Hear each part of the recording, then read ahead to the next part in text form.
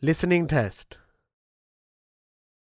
You will hear a number of different recordings and you will have to answer questions on what you hear. You will have time to read the instructions and questions and you will be given time to check your work. All the recordings will be played once only. The test is in 4 parts. Now turn to part 1.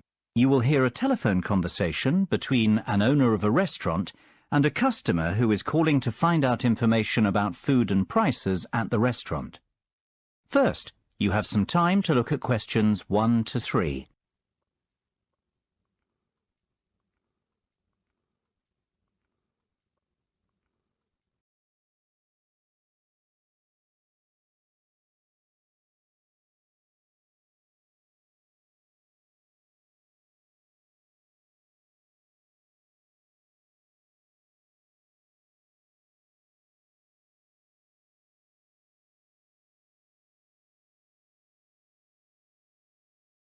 Now we shall begin.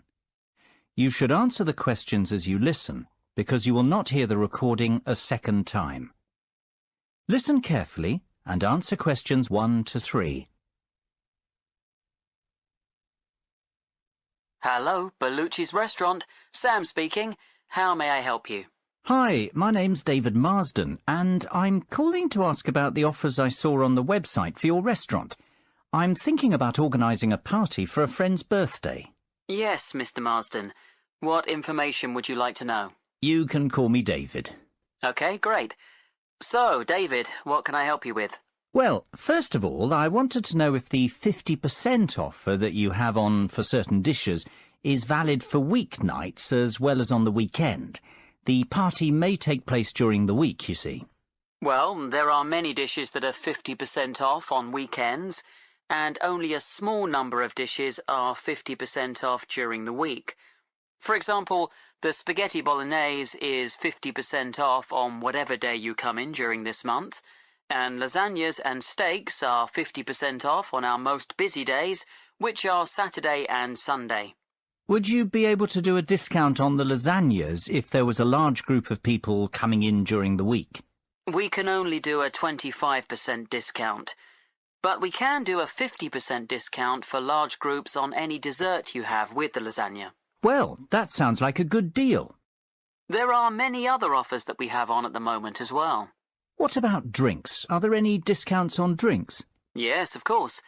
For every 3 bottles of house red or white wine ordered, you will get a bottle free. So that is 4 bottles of wine for only about £25. If you order 2 bottles of champagne, you will get half a bottle free of charge as well. That sounds like a really good offer. Which house wine do you stock? Most restaurants have French house wine and sometimes Spanish, but I think most of my friends will want to drink Italian wine. We normally serve French as the house wine, but we will be able to find a nice Italian one instead if you prefer. That would be great. What about champagne? We will probably order at least 2 really good bottles. How much would a good bottle cost? Well, you're in luck, because the champagne used to cost £25 per bottle, but now it's only £20 per bottle, so you'll save £5. Before you hear the rest of the conversation, you have some time to look at questions 4 to 10.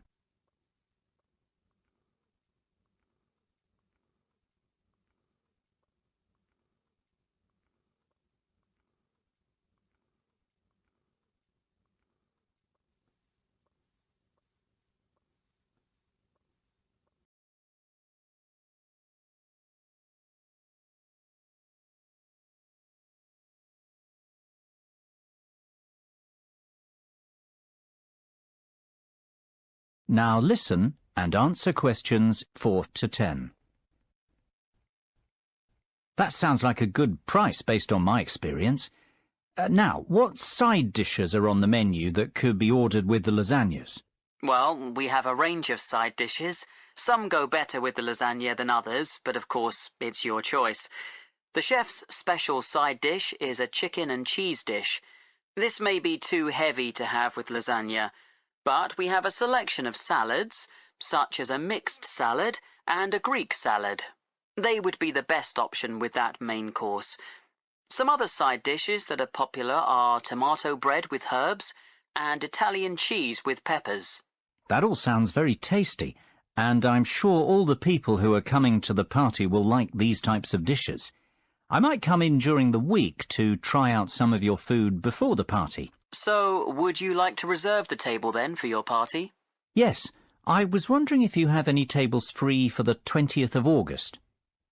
I'm afraid we are all booked up on that date, but we can reserve a table for you for the week after, on the 27th of August. Is that okay? Yes, that will be fine. How many people will there be? 15. Can we have the table for 7 o'clock on that evening? Yes, that can be arranged. Please, can I take your phone number for the booking? Yes, it's 01445 333 6451. Okay, that's great. Can I also take your email address to send you information about the restaurant and update you about offers and evening entertainment? Sure, it's david.hamill@worthing.com. david.hamill@worthing.com. Great. Well, I think that's all I need for the moment. We'll be in touch closer to the date when you'll be coming to the restaurant. If you want to ask anything or order anything special, we can cater for most requests. Yes, that would be good, as I'm sure I'll think of something. Bye-bye, David. Speak soon. That is the end of section 1. You now have half a minute to check your answers.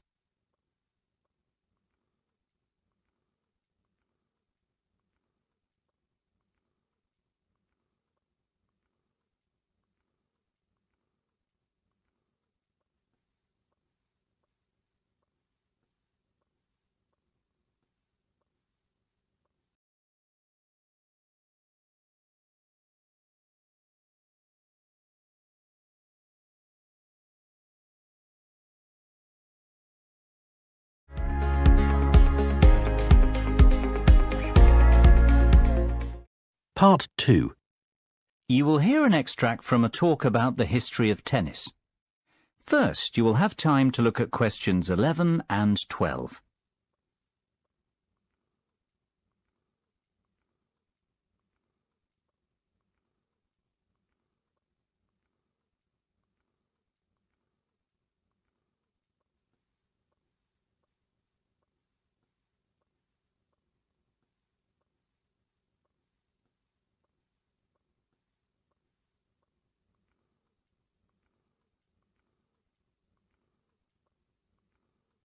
Now listen carefully and answer questions 11 and 12. Good afternoon and welcome to the programme.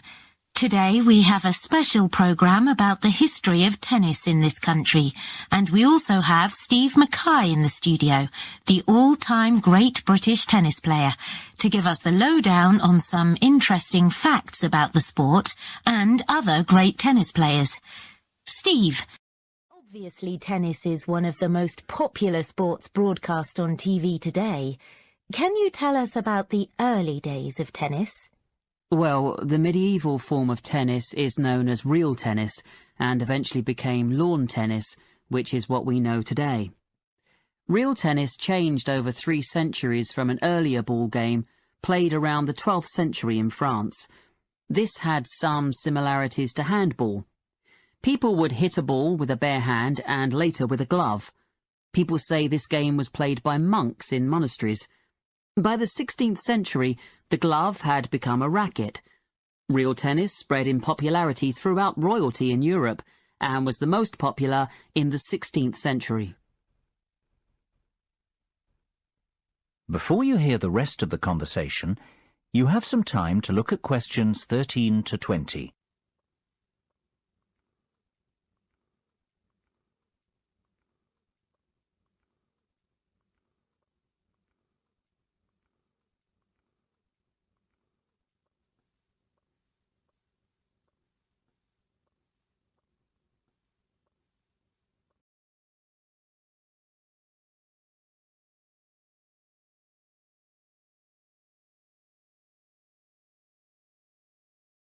Now listen and answer questions 13 to 20. It's amazing how the sport has changed then over time, and how technology has helped to advance it with the state-of-the-art tennis rackets that we have today. So, what about the players who will go down in history as the best at this sport? Who do you think will be remembered on the Wall of Fame? Well, obviously I have many favourites, and all tennis players have different styles and will be remembered for different aspects of their game. The first player, though, that has to be mentioned is the great Bjorn Borg. He will go down in history due to the fact that he won 11 Grand Slam singles titles between 1974 and 1981, 5 at Wimbledon and 6 at the French Open.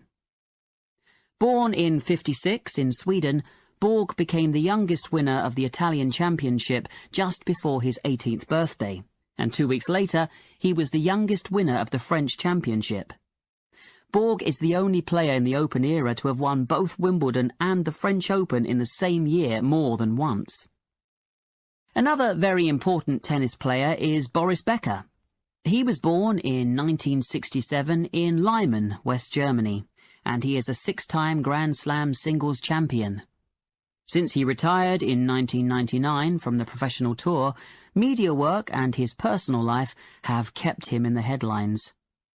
An interesting aspect of his career is the fact that he was the youngest ever male Grand Slam singles champion, winning Wimbledon at 17 years, 7 months.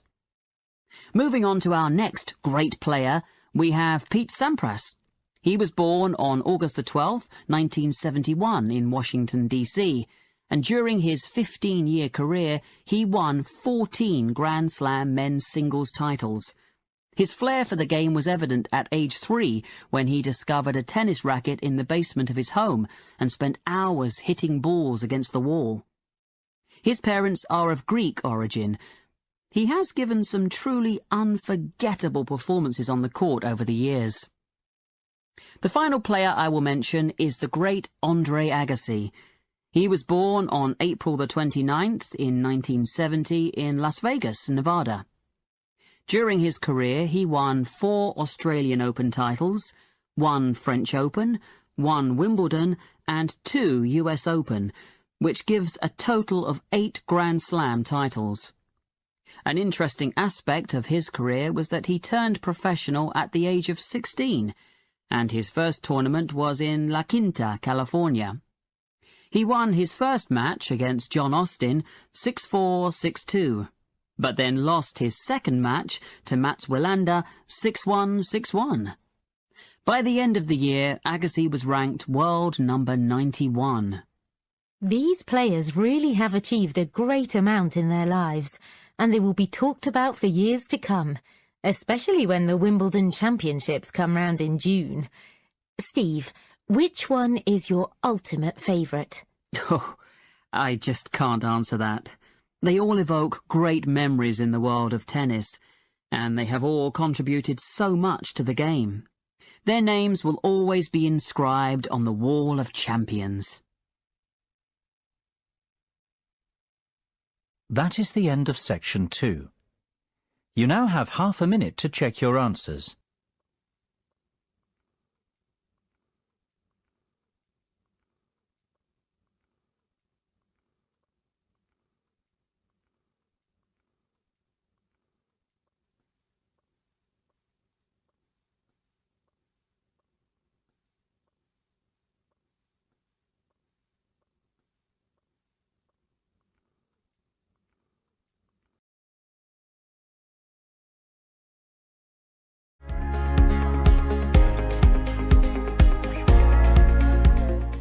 Part 3.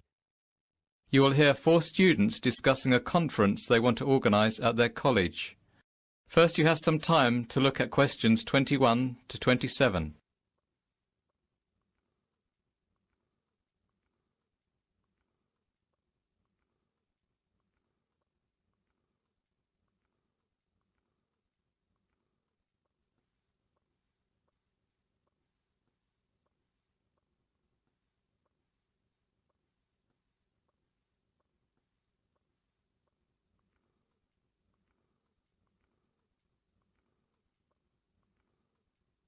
Now listen carefully and answer questions 21 to 27. So, Mr. Peters has finally agreed that we can organise this year's college conference. So, we need to really go through all the most important items in order to establish a general schedule for the conference, and how we are going to put it all together. Yes, I agree. We can't leave things to the last minute, and there are quite a lot of good speakers who have offered their services for this conference. It's important that things go smoothly. Don't forget that Mr. Peters has been against the idea of this conference for the last 2 years. So we need to make it worthwhile and get at least 100 students to attend so that we can prove this is an event that students can benefit from. The most important thing we need to consider is the range of speakers who we will invite to the conference. If they are well respected in their different fields, then the students will be very keen to come and hear the talks. We don't have a massive budget either, so we have to negotiate on the fees that the speakers will charge. Sam, you mentioned before this meeting that you have had some calls from some interesting potential speakers. Can you give us the lowdown on the rough list that you have at the moment? Yes. The main person on my list, who is an expert in the field of business management, is Professor Harmon.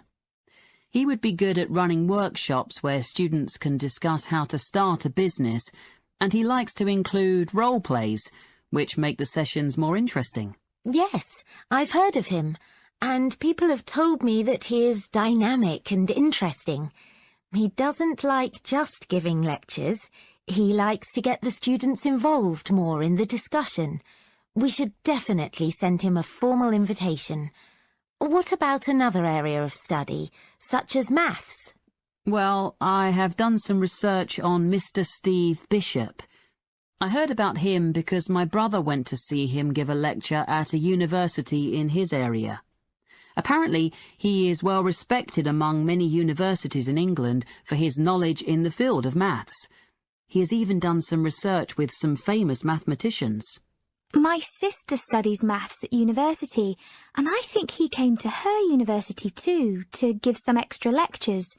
He would be a good one to keep on the list. I could send the invitation to him if you want, Sam. That would be great, thanks. We have speakers now to talk about business and mathematics, so it would be a good idea to invite someone who is an expert in an arts subject, like English or drama. I haven't actually got any ideas for arts subjects. Well, I'm planning to do drama at university, and I know of a lady who is the head of drama at a well-known university. Her name is Sandra Bolton. She would give some drama seminars where students can discuss aspects of theatre and production in smaller groups. I also know a professor called Mr. Max Wallington. He is a professor of English literature, and he would come and give a lecture about Shakespeare. I'll send invitations to Miss Bolton and Mr. Wallington then. Great! That's 2 art subjects covered then. The final main subject area we need to think about is science. Dave, you want to study biology at university, don't you? Do you know of any professors we can contact? Well, there's the famous Professor Sean O'Brien. He's done quite a lot of work in the field of genetics. I'm sure all the budding scientists will really want to come and hear him speak. As well as this, there's the mad scientist Jeff O'Hara, who is very knowledgeable about Albert Einstein, and he can come and talk about his famous theories. Perfect. Now that we have some speakers in mind to cover the main areas of study, we need to think about the administration and organisation of the conference. To start with, we need to send the invitations out to all the speakers we have agreed on school-headed paper. Kate, Lucy and I will take care of that. Dave, would you be able to contact a photographer to come and take pictures for the newsletter that will be printed after the conference? Yes, I know a good photographer who's come to the college for some other events. I will contact him as his photos were of really good quality. Lucy, would you be able to order the food and drinks? Which caterers do you think we should use? We don't want to spend too much money. We have about £400 to cover food and drink for 100 students. We need a selection of finger food and soft drinks. I will contact Flying Fish. They're quite cheap and they will do some discounts for us, as we've used them before at the college. Don't worry, Sam. I'll sort all that out. Excellent. We've covered a lot for today.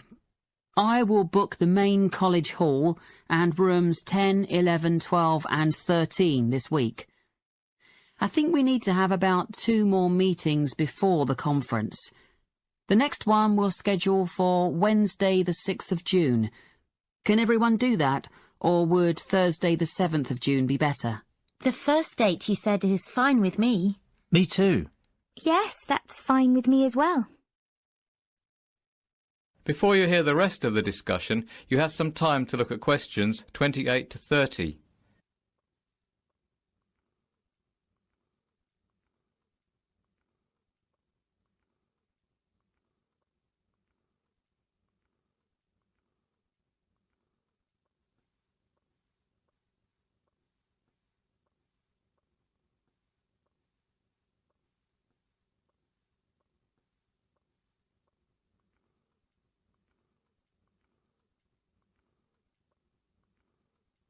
Now listen and answer questions 28 to 30.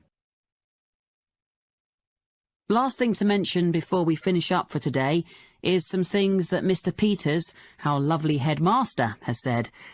As we said at the beginning, he hasn't been so enthusiastic about this conference, and he has given us some rules we have to stick to during the conference. I've made a photocopy of them for everyone. I think we should just go through them now to get them out of the way. Good idea. Well, the first thing Mr. Peters said is that we have to make a record of all the students who attend the conference, as he wants those figures after the event to check that the money he gave us to organise it was worth it. He also wants to know which subject each of the students who attended is going to study at university, to show that we have provided suitable speakers at the conference. He said that he doesn't mind how many speakers we invite, as long as the lectures are well attended. The last requirement was that we help organise the travel arrangements for the speakers. We can discuss the details of this in the next meeting. That all sounds fairly easy to manage. Did Mr. Peters not say anything about tidying up the hall and the rooms after? I would have thought that he would have said something about that. That wasn't something on the list. I could check with him, but the cleaners who clean the college on a regular basis might tidy everything up. They would just have to be paid a bit more. I don't think the conference will produce too much mess anyway. It would be good to get some help with all that anyway. Yes. So, that's everything then. Let's go for lunch now. I'm starving. We can speak about the next lot of things at the next meeting. That is the end of section 3. Now you have half a minute to check your answers.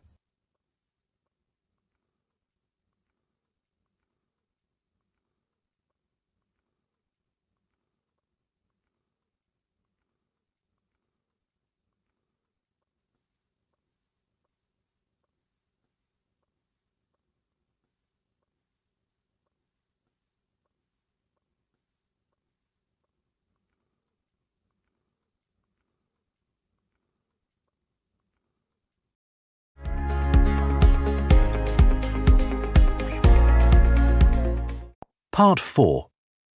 You will hear part of a lecture about healthy eating. First, you have some time to look at questions 31 to 40.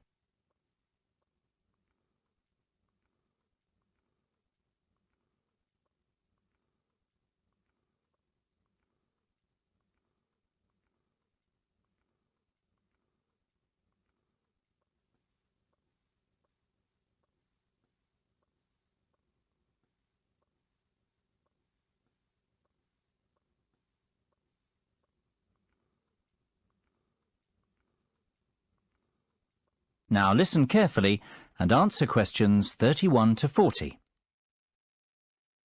I'd like to introduce our speaker today, who has come all the way from Manchester. Dr. Paul Harold, the head of research in nutrition at Manchester University. He is going to talk to us about ways we can improve our lifestyle and fitness. This will include watching what we eat and being more careful about our calorie intake, as well as taking regular exercise. This is an important current issue, as many people eat too much junk food, and the nation as a whole is fatter than it was 100 years ago. Thank you, James, for your introduction. You are absolutely right. Statistics show that the nation is heavier than it used to be, and this is due to the long hours that we work and the lack of time we have to prepare healthy meals that are low in fat and sugar. There are some simple steps everyone can take to help improve their general health. Maybe lose some weight first. In the long run, it could lower your cholesterol and blood pressure. The first thing to do in order to check that your weight is healthy is to work out your body mass index, or BMI. This is a tool that can help you find out if you are a healthy weight for your height. Obviously, the height of a person will affect what weight they should be. To work out your BMI, you should take your weight in kilograms and divide it by your height in meters. Then you divide the result by your height in meters again. The result you come up with can be checked on a chart to see if your BMI is too high, too low, or about right. Even if your BMI is about where it should be, it is still important to eat a healthy and well-balanced diet. A healthy diet involves consuming appropriate amounts of all the food groups, including an adequate amount of water. Nutrients can be obtained from many different foods, so there are a wide variety of healthy diets. To start with, it is important to eat starchy foods such as bread, cereals, potatoes, rice and pasta, together with fruit and vegetables, and this should provide the bulk of most meals. Some people wrongly think that starchy foods are fattening. In fact, they contain about half the calories than the same weight of fat. Also, starchy foods often contain a lot of fibre. When you eat starchy foods, you get a feeling of fullness, which helps to control appetite. It is also important to eat at least 5 portions, and ideally 7 to 9 portions, of a variety of fruit or vegetables each day. If you eat a lot of fruit and vegetables, then your chance of developing heart disease, a stroke, or bowel cancer are reduced. You also need a certain amount of protein to keep healthy. However, most people eat more protein than is necessary. You should choose poultry such as chicken or lean meat. There is evidence that eating oily fish helps to protect against heart disease. It is probably the omega-3 fatty acids in the fish oil that help to reduce build-up in the arteries. Aim to eat at least 2 portions of fish per week, one of which should be oily. Obviously, what we eat is highly important, but it is also crucial to do regular exercise, as it strengthens our heart, tones our muscles, and is also good for the mind. We're increasingly living in a world where physical activity has stopped being a day-to-day part of our lives. We have domestic appliances to wash and dry for us, and cars to get us around, and with the decline in manual labour, many of us spend our working days sitting at desks. Adults should do a minimum of 30 minutes moderate-intensity physical activity 5 days a week. You don't have to do the whole 30 minutes in one go. Your half hour could be made up of 3 10-minute bursts of activity spread through the day if you prefer. The activity can be a lifestyle activity, such as walking to the shops, or taking the dog out, or structured exercise, or sport, or a combination of these. But it does need to be of at least moderate intensity. For bone health, activities that produce high physical stresses on the bones are necessary. Well, I hope you've learned some interesting facts from this talk, and that it will help you to change your lifestyles for the better. Thank you for your attention. And I believe that James has some handouts to give you on this subject. James. That is the end of part 4. You now have half a minute to check your answers.